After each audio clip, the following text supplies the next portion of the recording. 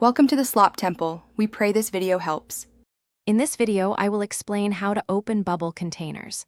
Many bubble solution bottles come with child-resistant caps to prevent spills and ensure safety. To open these, you'll typically need to apply downward pressure while simultaneously twisting the cap counterclockwise. This two-step action disengages the safety mechanism, allowing the cap to unscrew easily. It's a common design for many household products, not just bubbles. Sometimes, a cap can be particularly stubborn, making it hard to get a good grip. If you're struggling, try using a rubber gripper or even a kitchen towel to enhance your hold. A little warmth can also help. Running the cap under warm water for about 30 seconds might expand the plastic slightly, making it easier to turn. Always ensure any plastic seals are fully broken or removed first.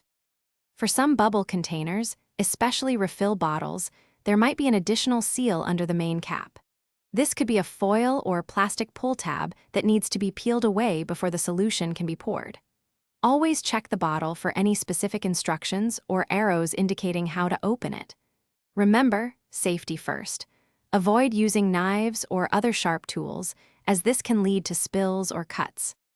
Once you've enjoyed your bubbles, it's important to properly reseal the container. Make sure the cap is screwed on tightly to prevent any leaks or evaporation of the solution, which can affect its bubble-making quality. Storing the bottle upright in a cool, dry place will help maintain the integrity of the bubble solution for a longer period. This simple step ensures your bubbles are ready for the next fun session, whenever that may be, without any hassle. Thanks for watching. Consider subscribing if we helped you.